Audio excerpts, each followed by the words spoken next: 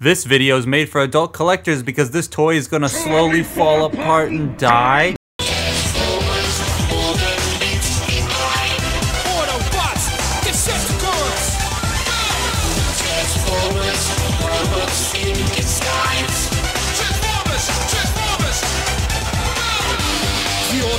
Wage their battle to destroy the evil forces of the Decepticons.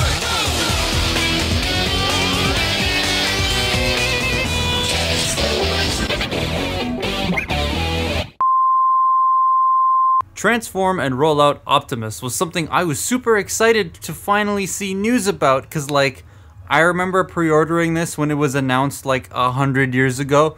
This took so long to come out that people thought the company died, but nah, here they are with a final product that seems to fall short on almost every single mark. It's like they had this long to iron out the toy but didn't use it wisely. Before I get into it, this video is brought to you by TF Safari. They graciously sent this over, and I'm sorry, TF Safari. It's not your fault, but they have a wealth of other much better third-party toys on their site you can go grab. And there's a large sale that's still happening, so that's a huge plus. And if you use code ThatToyGuySpecial, 3% off, you save an extra 3%. Yeah, I still know. It's a couple extra dollars in your pocket, which is nice. I actually have Magic Square's Light of Peace on the way from them, and I'm very, very excited for that. And they have it for a really good price, so I highly recommend going over there to go pick it up. So check them out, linked in the description down below. Now back to the actual toy. I'm going to start in truck mode here because it looks a lot like the original. It's just very much the original, and it looks very good. I'll give them that. The whole thing looks fantastic in every mode. I thought I wasn't gonna like the silver die-cast parts, especially in robot mode, but they look fine in person. They just present other problems that I'll explain later. The paint, the lines, and the angles are very crisp and well done. The silver, the blue, the white, the yellow, it's all very nice. The front of the truck looks real mean, and I love it. But when you pan to the back a bit, you see this horrible paint overspray, and then that illusion of cleanliness is broken. It's not terrible, it's only this part on the alt mode, but it's still there. The tires are rubber, which feels nice, but I don't know about cracking in the future, if that's going to be an issue. That's true to every toy with rubber tires, even masterpieces. Now my issues with the alt mode, it's basically just the die cast. There's so much die-cast in the back that if you pick him up by the front, he's wobbly and unstable. And that's where you naturally want to pick him up at. I know you're not going to handle it like this all the time, but it does do that. It's ratcheted and it still doesn't hold itself. It's also kind of flimsy in a lot of areas. That's not something I want my premium Optimus Prime toy to do, but he does just sit on a desk. There is flight mode, and yeah, it's not very stable either, so I'm just going to blow past that. Okay, well, you're in frame. So take everything you know about the original Cybertron Optimus Prime transformation and just apply it here, because they didn't change a single thing. It is literally the same toy minus the way that the hands work. And that makes it kind of boring. Like this, whatever you might say about Galaxy Upgrade Optimus Prime, whether you like it or not, it's different from the original Cybertron toy. So if you want this as a Cybertron homage and you never had Magnus, this is great.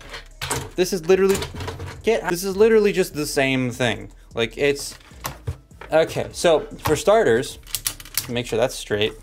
These back bits, you can break the tabs if you're not careful. In the instructions, they do point this out, which is pretty good. But you got to lift the wings up a little bit and then pull them out, because there's a hook tab that goes in, and if you just yank it, you'll break it. So just lift that out. Thankfully, they haven't broken, but we'll get to that later. They just want to pull that off like that. Take these, pull these off, get all of this, and put it very carefully out of the way on the floor. Now you're left with the Legends of Cybertron version that's got no locking point, so he bows in the middle a lot, and it's also the wheels compress by themselves a lot, so that's strange. Anyways, this, like I said, it's just exactly the same thing. You take this and you fold them back like that. Feet done. Yay. Pan this up. It's hot in here. Rotate this down, and then you want to take the matrix chamber, open it, and then close it, and that brings the grill out. Bring this forward, pack it in, split the arms, pull them out, bring them out. Take these sections, bring them out, rotate them down, fold them in, bring this up. I'm being very careful when I do all this. Flip the head out, close the back panel up, separate the arms, bring out the fists. I do like how they actually put tabs here so you can pull on them to bring the hands out. That's a pretty nice design. Compress the shoulders, split the legs, maybe activate the stiff ass thigh swivels, and there you have them.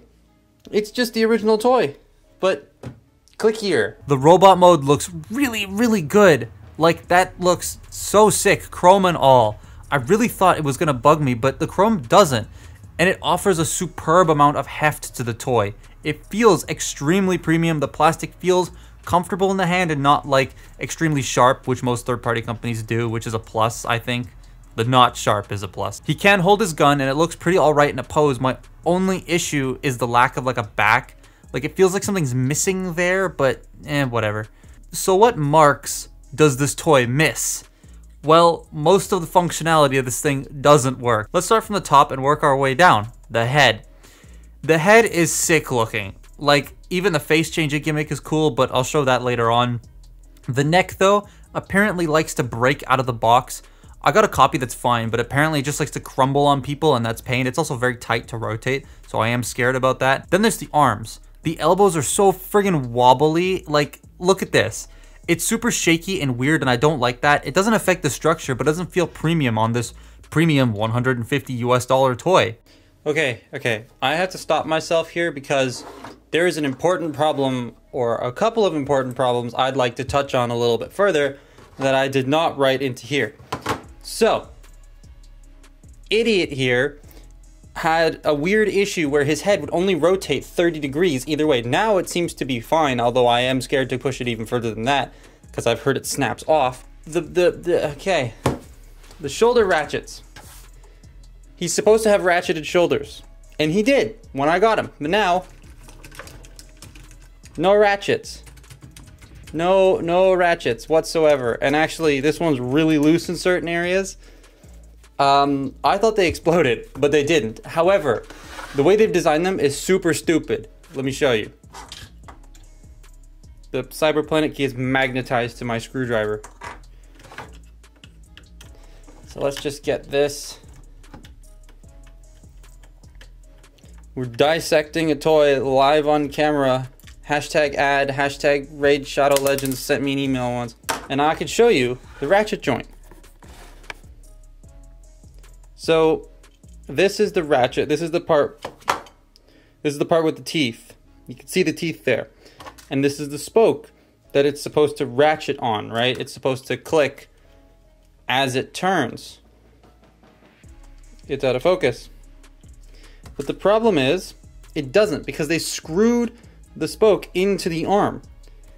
And why? I don't know why this is not one piece, because you do this and that allows for the spoke to turn. And when you put this in here and start rotating, it's not ratcheting, it's turning the thing. Also, I just noticed that this one is split, so that's great. But yeah, that's the reason the ratchets die. Now what you're supposed to do is glue the spoke onto the post and then screw it back in, because that'll fix it. But why was it designed this way? Why are you designed this way? Oh, Dark of the Moon reference. Why are you designed like this? It is so friggin' hot up here. I'm standing under 3 lights and I've turned the fan off because I'm recording audio in front of the camera. And you'll hear it. I'm sweating. Here is what, I'm gonna be very careful here. Here is what one of the hands is supposed to look like. Hand, right? You know, you can splay the fingers, you can bend them, they got hinges. They're all fine and dandy. Would you like to see the other hand?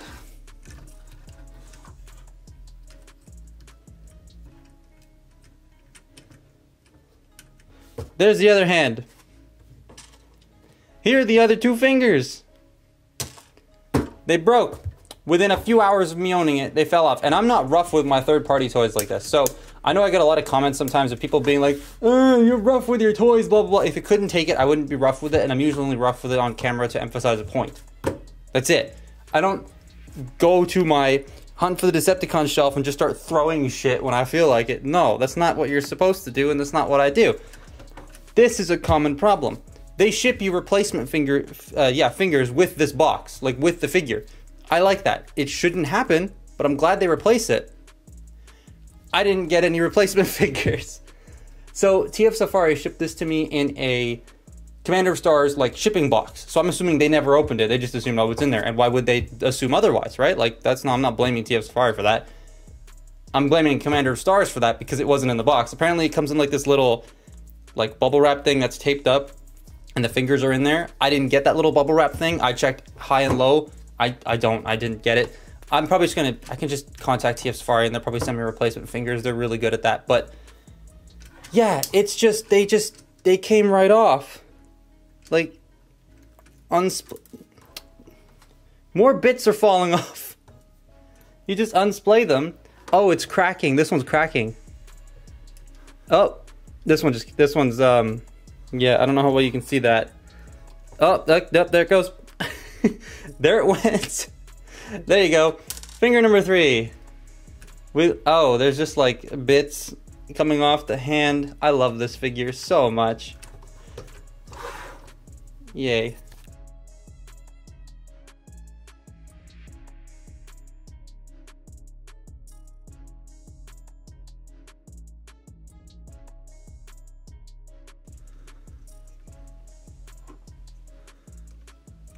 Oh.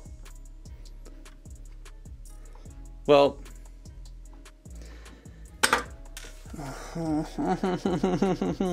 Look, there's the battlefield so far, you fucking piece of shit. The hip skirts are annoying, and I'll talk about that in articulation, and the thigh swivels are annoying, and I'll talk about that in articulation. But then there's the diecast issue again. Having diecast is not a bad thing by any means. It helps the toy feel more premium, and when used properly, it can give the figure a more stable base. But they put way too much on it.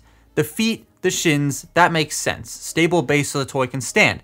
But the knees, crotch, hips, elbows, and butt, they did not need to be die-cast. You might be like, oh, structure and all that, but like, I've seen bigger, heavier toys succeed with no die-cast just due to how they distribute their mass, and this doesn't do that correctly. The die-cast joints, when rubbing against plastic, is also not necessarily a good thing. It can cause stress on the plastic and breakages. That's probably why the elbows wobble a lot, because they didn't connect the plastic to the die-cast, which for the long term saves the elbows but makes them weirdly wibbly. The quality though of the actual metal feels great. Like, it doesn't feel wibbly like the stuff Black Mamba uses. It feels like dense die-cast Takara would use, which is good. It just could have used a second coat of paint on the blue parts. This toy also loves its metal so much that it puts how much metal is in the manual, which I find very funny. I don't hate the die-cast. I don't. I like die-cast. I just don't like when it's used incorrectly. So I left the fan on. So his articulation, ignoring the fingers that have fallen off. I'm not going to move the fingers anymore. I want to fix them because they look stupid, but I'm not going to touch them. So the head can rotate. It gets really stiff after a while, and there were reports of it snapping off, so I'm going to just be careful. It can look up and down on a rather ugly looking neck joint. Shoulders are supposed to ratchet, but they can do a full 360. They ratchet in and out. You got a bicep rotation, a really nice and fluid I will say that's a very nice bicep rotation. Double jointed elbows that are incredibly stiff. Don't like it.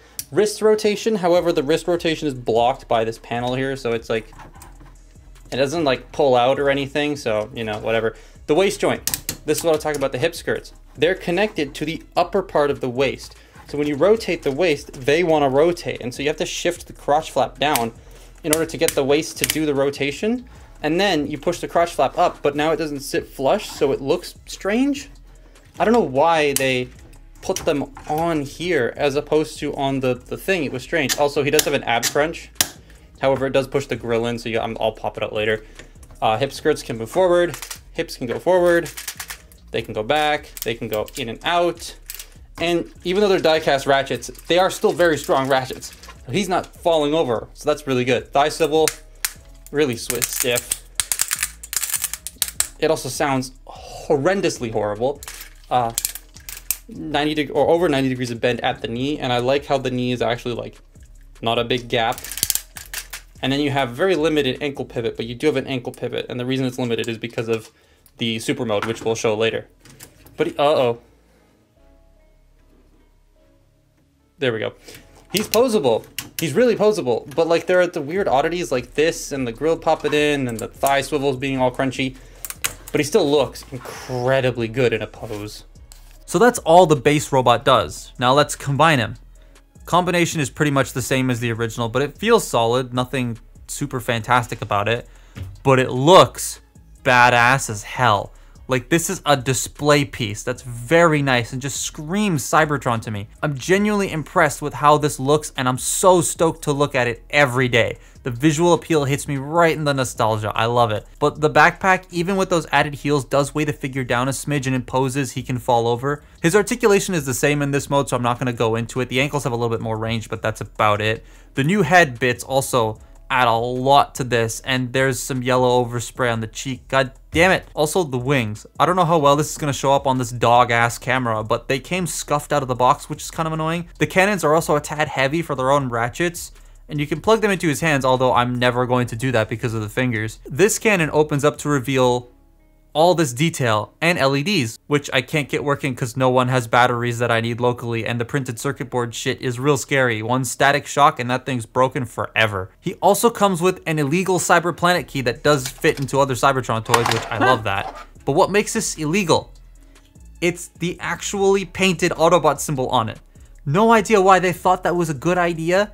Like, third-party toys always skirt past the legality just enough to be like fine to produce, but that is just straight up copyright infringement, and I don't know what Transform and Rollout was thinking with this, but it has nowhere to go, which is a shame. I would have liked a storage slot or something. Anyways, the way this works is you get the magnet on it, you press it against the cannons, and it should cycle through a bunch of cool lighting effects, but for the, like I said, the life of me, I can't get the batteries anywhere without paying a lot of shipping. But it does look cool. But is it worth that asking price? Even though TF Safari has it for a pretty alright price, I don't think it's worth the risk. Like I said, they have a lot of cooler things to order on their website, and definitely go check out the other stuff. It's so much better than this. But yeah, this guy, for the amount of potential breakage problems, it just general oversights, I don't think it's worth $150. If it goes on sale, then sure, you get it. You'll get the spare fingers, hopefully. You'll be able to fix it. The ratchets have fixes already. You can fix it all up. Apparently, Sam's Forge told me it's like 1.5 hours of fixing, and then he finally got it to work properly.